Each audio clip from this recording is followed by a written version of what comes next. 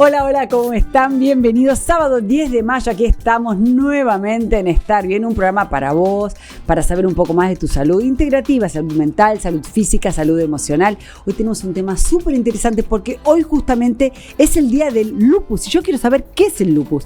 Y vamos a hablar de enfermedades autoinmunes. Estoy con 3 cracks del tema, así que ya las presento porque quiero que enseguidita nos cuenten. Quiero saber primero qué es lupus y muchas cosas más.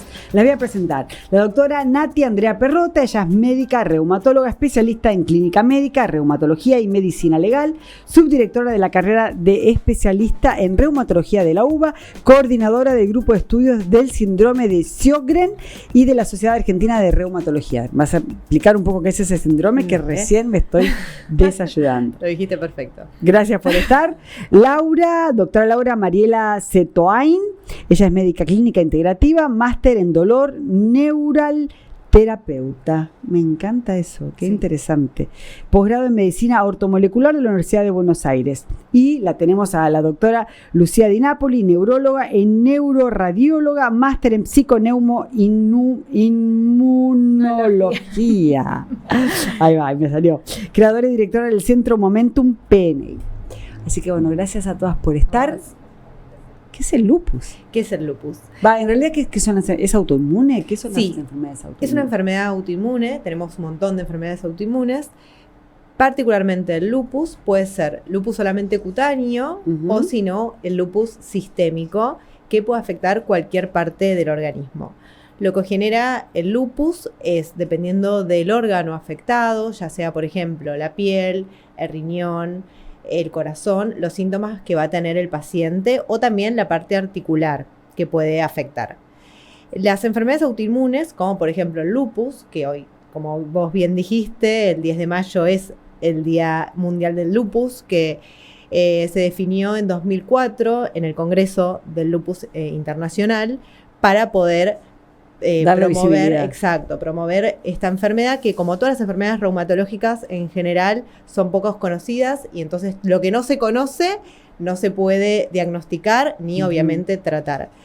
Y las enfermedades autoinmunes lo que hacen es que el cuerpo genera anticuerpos, que son proteínas que en general o en realidad los anticuerpos el cuerpo los tiene que producir para defenderse de todo lo que es exógeno, como bacterias, virus, pero en las enfermedades autoinmunes lo que pasa es que los pacientes generan anticuerpos contra partes de sus órganos. Entonces empiezan a generar anticuerpos contra ya sea la piel, la articulación, el pulmón, y ahí se desarrollan las diferentes enfermedades, como en este caso el lupus. O sea, básicamente las enfermedades autoinmunes es que el ejército que está para defenderme ataca mi propio cuerpo. No reconoce, piensa que es falso, un aliado y lo toma como enemigo. Exacto, empieza a funcionar en contra de sus propias células.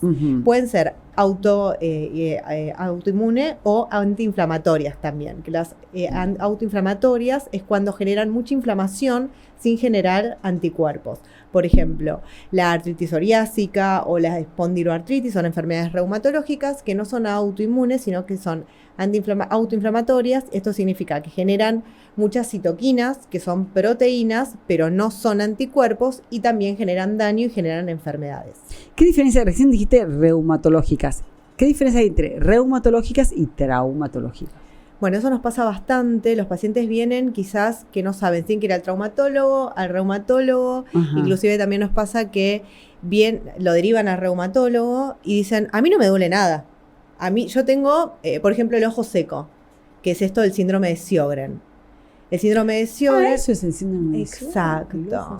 Entonces, nosotros podemos ver cualquier síntoma. Por lo general los pacientes llegan al reumatólogo después de hacer un derrotero por un montón de médicos porque les pasan cosas entre comillas raras que no se explican, les hacen miles de estudios, no se sabe qué tienen, hasta que aparecen y nos ven a nosotros con una pila de estudios así. Entonces, ¿qué pasa? La diferencia es principalmente que el traumatólogo ve enfermedades a nivel de los músculos, de los huesos, que son de causa mecánica. O sea, el paciente se desgarra, se golpea, se fractura, tiene dolor y por eso tiene que ir al traumatólogo. Pero nuestras enfermedades, como te digo, puede afectar también las articulaciones. Entonces también un paciente puede tener un dolor en alguna articulación, una inflamación, que eso es la artritis, y en realidad no ser algo traumatológico, sino ser algo reumatológico. Pero nos pasa mucho eso, de que quizás vienen porque se lastimaron el hombro jugando al básquet, pero en ese caso tiene que ir al traumatólogo. Claro. Pero también nos pasa que van al traumatólogo por cosas que deberían ir al reumatólogo. Exactamente. Bueno, entre ustedes se derivan. Sí, la idea es que sí, pero bueno, a veces no pasa. A veces no pasa, entonces hay que prestar atención. Exacto. O también nos pasa, por ejemplo, con lo que es el dolor lumbar, el dolor de espalda, en la parte baja, que hay unas de las enfermedades que te nombré, de la autoinflamatorias, que es la espondiloartritis, que genera dolor a nivel lumbar, principalmente en pacientes jóvenes. Terminan yendo al traumatólogo, le hacen infiltraciones, inclusive cirugías, pero en realidad son enfermedades reumatológicas que tienen tratamiento, que no requieren ni siquiera una intervención quirúrgica. ¿Y esto se puede prevenir? Sí. El lupus, por ejemplo. En realidad, no es que hay algo para prevenirlo en sí, porque no tenemos una causa definida. Todas las enfermedades autoinmunes, reumatológicas, lo que tienen son una predisposición, tanto genética, o sea, tienen unos genes que de por sí predisponen a desarrollarlas, pero también tenemos lo que es la epigenética. La epigenética básicamente son proteínas que hacen que algunos genes se expresen y algunos otros genes no se expresen. Y también tiene mucho que ver con lo que es el medio ambiente, por ejemplo, la contaminación, los virus, las bacterias, también con lo que son los estrógenos. Por eso nosotros vemos muchos pacientes femeninos, porque los estrógenos llevan a tener mayor predisposición de patologías autoinmunes. Por eso vemos muchas mujeres jóvenes en edad fértil, principalmente, por ejemplo, el lupus se ve en pacientes jóvenes. Eso también nos pasa, que las enfermedades reumatológicas, mucha gente dice, yo no soy vieja.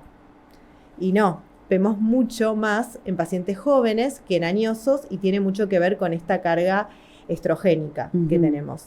También el tabaquismo, el sedentarismo, la alimentación van a contribuir en que los pacientes desarrollen enfermedades autoinmunes. ¿Y qué pasa con todo lo que tiene que ver con salud mental con respecto a eso?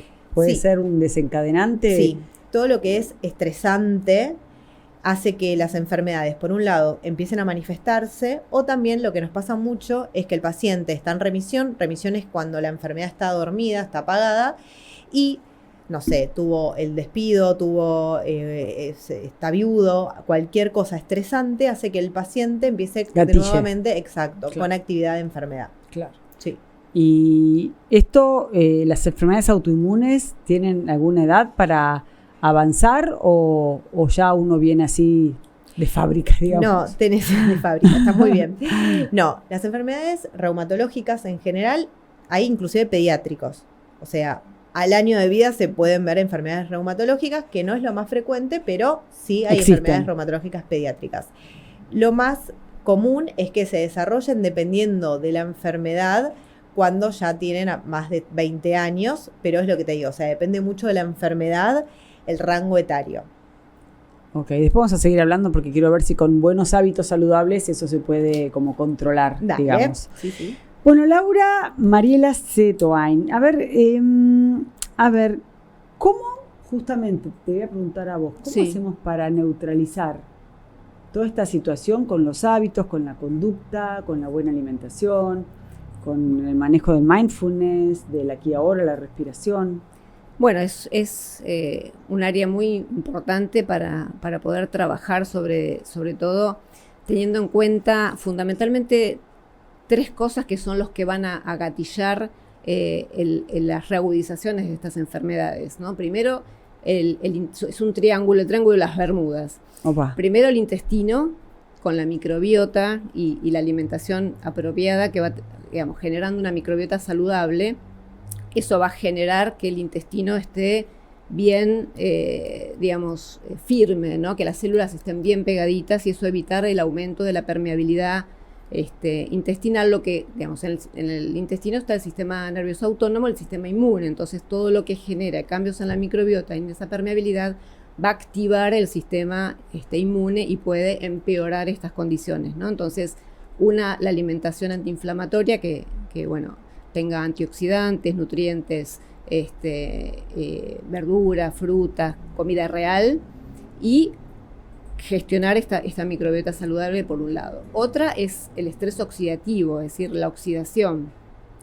Bajar lo que más podamos las cosas que nos generan oxidación, es decir, las moléculas están formadas por átomos con electrones inestables, que son los radicales libres, que son muy nocivos para las membranas, nocivos para la célula. Entonces, si tenemos una alimentación inapropiada, como por ejemplo con muchos nutrientes procesados, ¿no? Es decir, que no son alimentos, son productos, eso va a generar aumento de radicales libres, oxidación, lipoperoxidación y deterioro de las membranas y una activación del sistema inmune. Y otra es, digamos, la inflamación de bajo grado que se genera a través del intestino. Entonces, entre los tres van a colaborar esta triada es claro nociva y va a aumentar, digamos, el estímulo del sistema inmune. ¿Con qué hábitos podrían ser saludables para la gente que nos está viendo? Decís, bueno, a ver, dale, quiero empezar a cambiar algo. Bueno, primero esto, ¿no? Es decir, la alimentación, el descanso. Tan basal, tan de base sí, es la alimentación. La alimentación es fundamental, sí. Okay. Sí, porque, digamos, está lo que se llama la discordancia evolutiva, ¿no? Es decir, nos hemos alejado mucho de nuestra biología y en parte la alimentación está relacionado con eso. Comemos productos, no comemos alimentos vivos. Me vivos. encantó esa definición. Sabes que te escuchaba y me quedó resonando. Sí. Y aparte hay algo, estaba pensando en esta cosa de la evolución, y yo pensaba, primero las personas teníamos que ir a buscar nuestros alimentos, nuestra agua, ya nos movíamos. Exacto. Ahora es así hasta ni siquiera el teléfono ya, claro. Entonces, y encima comer alimentos que no son del contexto donde estoy. Tal cual. Es como todo demasiado claro, la cronodisrupción. Cronodisrupción. Es decir, los ritmos circadianos están alterados con lo que conlleva la alteración hormonal. Es decir, la melatonina no existe. Estamos todo el día con pantallas, digamos, no nos regimos por la luz-oscuridad. Entonces, eso nos alejó también de la biología. La falta de descanso adecuado, es decir, el sueño es activo. En el sueño no es que es una cosa pasiva, sino que ocurren un montón de desintoxicaciones celulares, de limpieza celular. Claro. Entonces, eso de alejarnos de nuestra biología tiene mucho impacto. Claro. Y cuando el cuerpo se enoja y produce un ejército que nos ataca, eso totalmente, es inmune. Totalmente. Claro. El estrés, otro, ¿no? El manejo del estrés, el estrés sostenido, el cortisol. El cortisol va a activar también, va a alterar nuestra microbiota. Eso va a generar alteración también de la permeabilidad intestinal. Es todo un círculo vicioso que nos lleva a la enfermedad. Lo que pasa es que el estrés hoy es como el humo. Tal cual. Se te mete y no te das cuenta. Tal peor cual. que el agua, es algo que se mete del sonido, de lo visual. Sí. Uno va caminando por la calle y tenés 35 millones de estímulos. Sí, tal cual. Escuchando solamente los bocinazos, si vivís, tenés la suerte de vivir en el campo. El celular todo el tiempo, bueno, eso genera también ansiedad. Entonces uno está a un nivel de alerta que es muy difícil de bajar. Tal cual. Muy difícil de extrapolarte. Tal cual. Así que bueno, la alimentación, el descanso, el manejo del estrés, los respetos de los ritmos circadianos. La ropa que uno usa. También. ¿No? El no estar en contacto con el piso. Exactamente, ¿no? El grounding, estar en contacto con la naturaleza, eso también es fundamental, sí, claro. Todo. ¿Y qué pasa con el pelo, la piel y todo lo que no pensamos como órgano, pero es la piel? Totalmente, ¿no? Totalmente. ¿No? Bueno, el lupus que la decías. Piel se ve afectada también, la microbiota de la piel, la microbiota de la boca, también es importante en las enfermedades autoinmunes. Claro. Están mucho, digamos, relacionadas los dolores articulares o con gingivitis, periodontitis, que también no tenemos en cuenta la boca, que también es la microbiota oral, es fundamental también para este tipo de enfermedades. Sí, claro. Claro. Y a ver... y los tóxicos, ¿no? Es decir, los metales pesados, lo que hablábamos de la piel, las tinturas, las tinturas, las cremas. Totalmente. También pensamos, ¿no? En el alcohol o las cosas que consumimos que a veces ni sabemos. Capaz de decir, bueno, voy a poner esencia de vainilla. ¿Y de qué está hecha? Tal cual. Sí, no, por eso, digamos, los ultraprocesados tienen conservantes, emulsionantes, cosas que nuestras células no reconocen. No reconocen. Entonces ahí empieza a activarse todo el sistema. Claro. Y el agua. Obvio. Que tomamos que... Nada es. Todo los nutrientes, aunque comamos comida saludable, todo tiene agrotóxicos. La microbiota del piso tampoco, del suelo mejor dicho, tampoco es lo que era antes. Entonces el recambio también de los cultivos. Claro, entonces lo que consumimos por ahí no es lo que pensamos que estamos consumiendo en cantidad de antioxidantes o de minerales, vitaminas. Sí, claro. Bueno, y la tenemos a Lucía Di Napoli. ¿Qué pasa, a ver, hablando de esto de los alimentos procesados, con el gluten y estas enfermedades autoinmunes? ¿Hay que hacer algún tipo de dieta? ¿Cómo sería esto? Bueno, está, como nombraron, la dieta antiinflamatoria, ¿no? Que implica todo esto, también comer real, tener menos antinutrientes en los alimentos, no utilizar ultraprocesados. El gluten es un temón en las enfermedades, es en general y en las enfermedades autoinmunes también. Acá Laura nombró lo que es la permeabilidad intestinal, ¿no? Que es cuando el intestino, si bien el intestino tiene células que están una al lado de la otra, se abre y se cierra de acuerdo a la digestión. Hay otras cuestiones como el estrés que puede llegar a abrir ese intestino porque necesita absorber más glucosa, sodio y agua, cosas que necesita para mantener el eje de estrés activo. Se abre y se cierra. El tema es que hay situaciones en las que eso permanece abierto constantemente, por ejemplo en un estrés crónico, o por ejemplo hoy conocemos moléculas como el gluten, que sabemos que interaccionan con otra molécula que se llama sonulina, que cuando se libera esta sonulina, que se pueden medir en materia fecal, significa que están abiertas estas compuertas. Y si yo dejo las compuertas abiertas, imagínense que es nuestro contacto con el exterior. Si yo me lesiono la piel, estoy que no se infecte, que no se ensucie, pero el intestino lesionado o el intestino abierto es estar constantemente en contacto con el exterior. Entonces, eso puede producir endotoxemia, o sea, que entren cosas que nosotros no queremos, que entre microbiota, que puede ser la mejor microbiota del mundo, pero no la quiero adentro, la quiero en el intestino. Claro. Entonces, esa permeabilidad también pone al sistema inmune en un estado proinflamatorio. Nombraron las articulaciones. Y hoy conocemos lo que es el eje, así como se conoce el eje intestino-cerebro, un poco más conocido está el eje intestino y articulación, por ejemplo, ¿no? Y lo mismo que hablaron de la boca, la permeabilidad oral es otro concepto que también existe, así como la intestinal. Tener gingivitis, periodontitis, que te sangren encía, no es normal. Y hay gente que dice, no, pero yo solo si me cepillo. No es normal.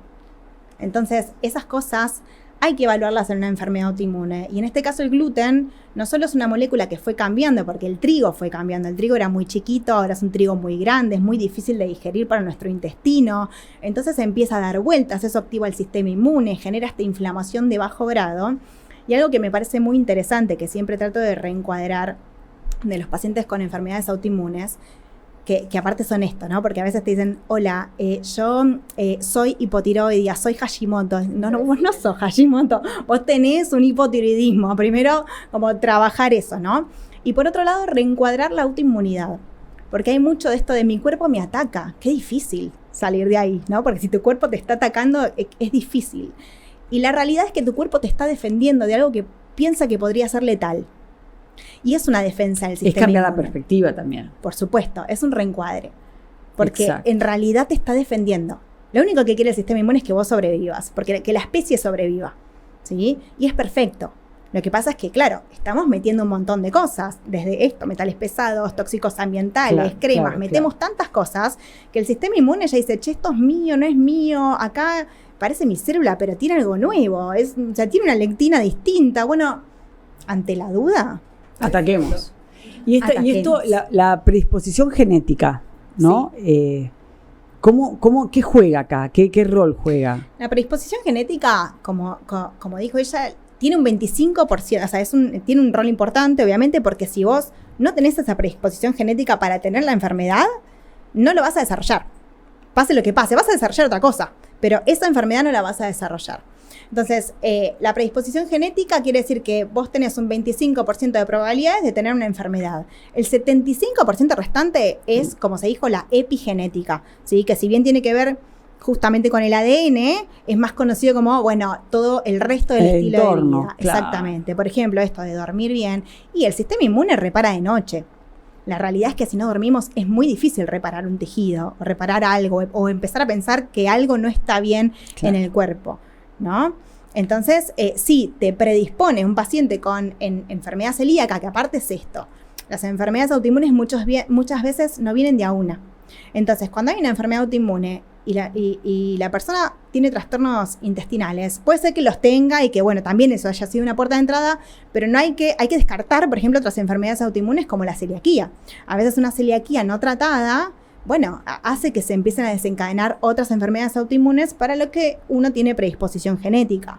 Entonces, siempre es interesante también esta búsqueda en lo que es genético, que no es que seas un test genético, sino que se espera que, bueno, aparezcan síntomas que pueden tener que ver con esa enfermedad. ¿Y qué pasa con los hábitos? Si yo digo, bueno, está bien, tal vez sea celíaca, tal vez no. En mi familia no se come gluten, no se comen productos, se comen alimentos y se bebe agua filtrada o vivo en un lugar que tengo la suerte de tener un agua que es súper potable.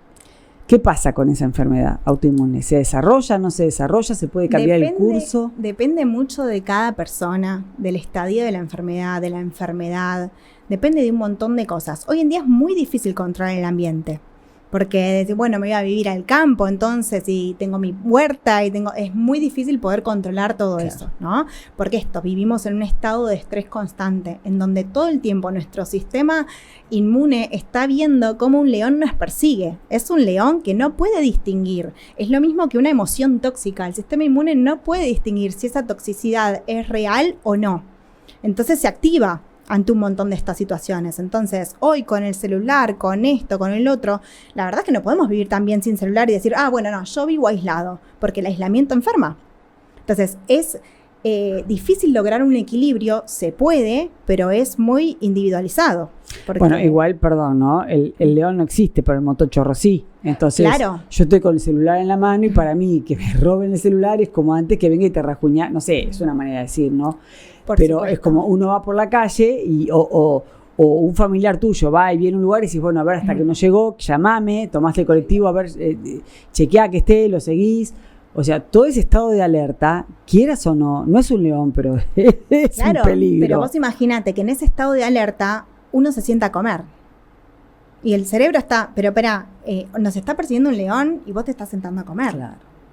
Claro, y vos querés hacer la digestión. No. Claro. No se puede activar ese sistema ahora porque nos está persiguiendo un león. No, pero aparte ya directamente en la sociedad, vos, ¿en qué trabajo decís? No, mirá, voy a comer, después me voy a tirar una siestita. Exactamente. Chuc, afuera. Te quedaste sin trabajo, se libera el estrés. Entonces también es importante que entendamos que es un poco de equilibrio con todo, que también no es que ir con tu tupper a un casamiento. Claro. Anda al casamiento, pasala bien, divertite, ¿sí? Porque no se trata de eso, porque si no, lo emocional, lo vincular, es tan importante como la alimentación.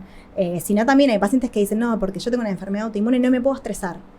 Bueno, el estrés primero, ya sabemos que no es algo malo el estrés agudo, el estrés crónico es algo malo, ¿no? Y que te van a pasar cosas y no podemos vivir pensando, no me puedo estresar porque tengo una enfermedad autoinmune. Ay, ¿cómo lo gestionamos? ¿Cómo lo gestionamos? Tal cual. Sí.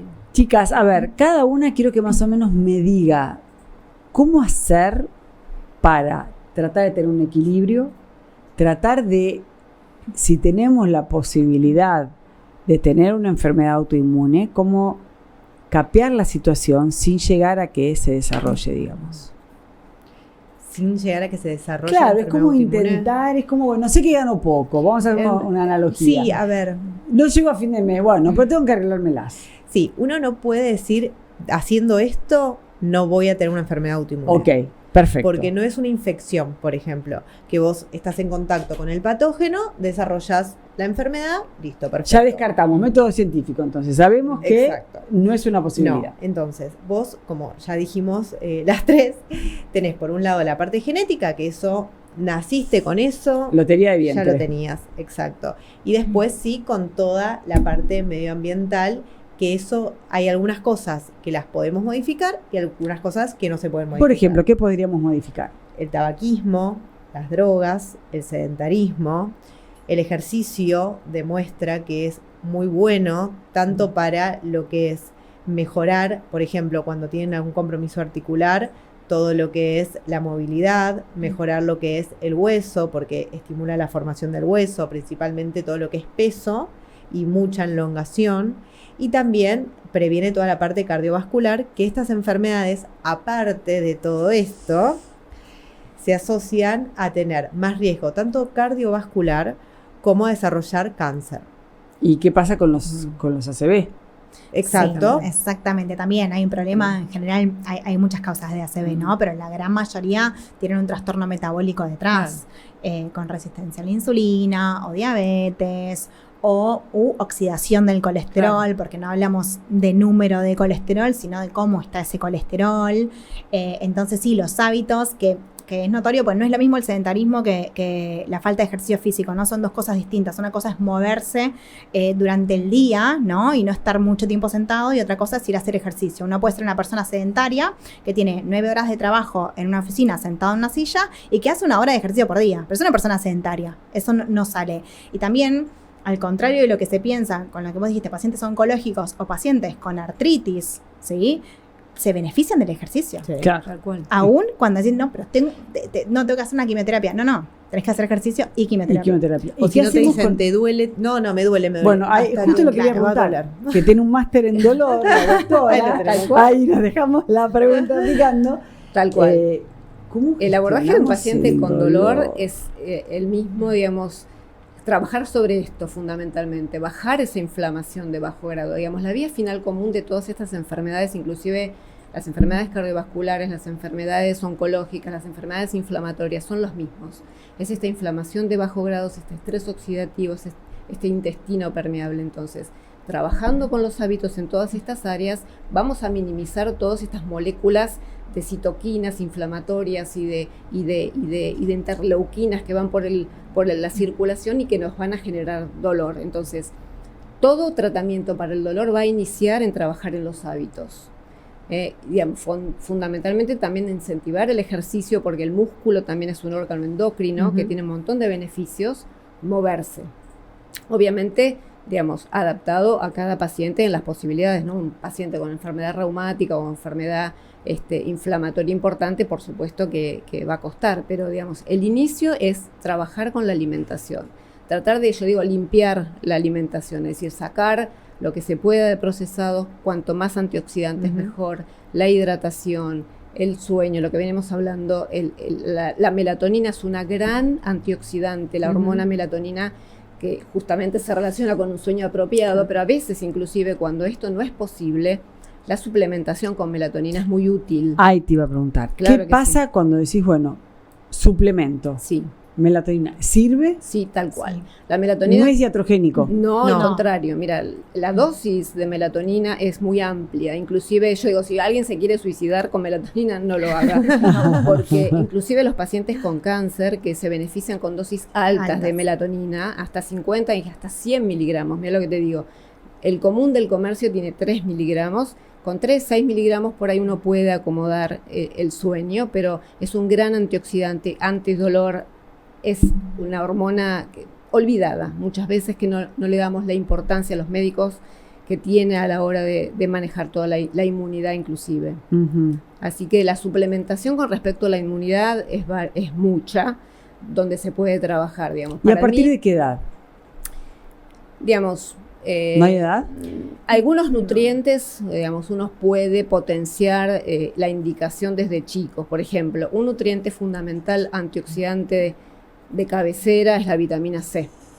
La vitamina C dependemos de lo que consumimos, no la sintetizamos en el cuerpo. Entonces, a veces, cuando hay procesos de enfermedades inflamatorias, sobre todo que tenemos más estrés oxidativo, necesitamos Vitamina. más antioxidantes. Entonces, con la dieta, a veces no lo podemos suplir. Hay que Entonces, suplementar. necesitamos suplementar. Y La vitamina suplementar. C es como una molécula imprescindible a la hora de trabajar con la antioxidación y como como ayuda en las enfermedades autoinmunes. Ujú. Las dosis, bueno, son variables, depende de cada paciente, pero bueno, con 2 gramos, 4 gramos día más o menos es una dosis estándar. Perfecto.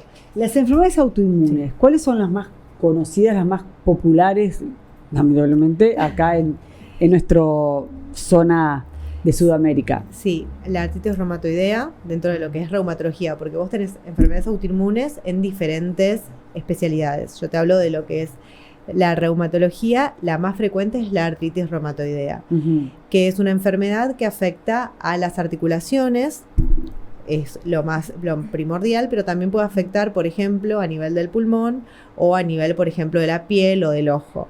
Entonces, este también es un tema porque todas las enfermedades reumatológicas pueden afectar a cualquier parte del cuerpo y los pacientes muchas veces eso lo desconocen.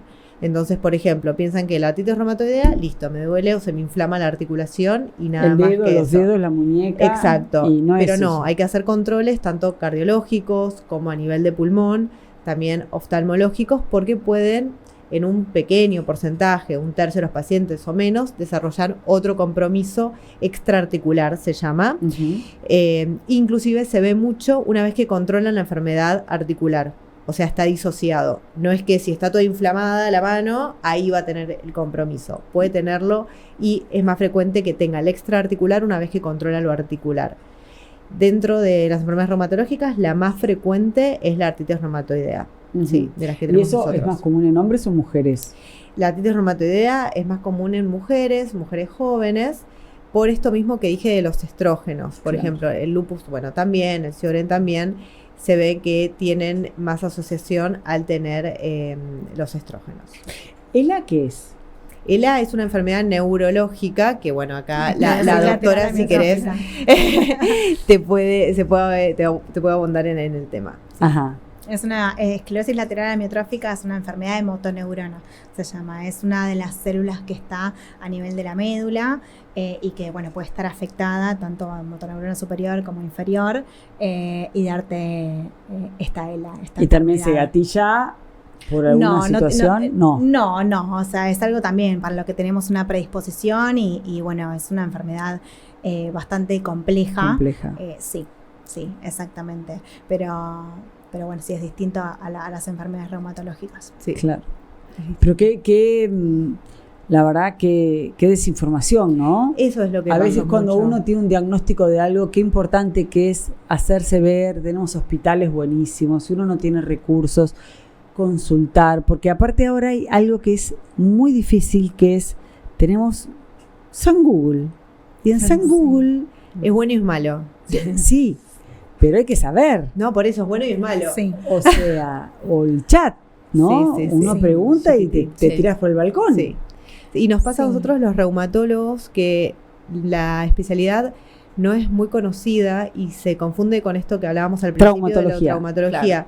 Dice, voy porque me duele el cuerpo. Y capaz que o tenés ojo seco o tenés que venir.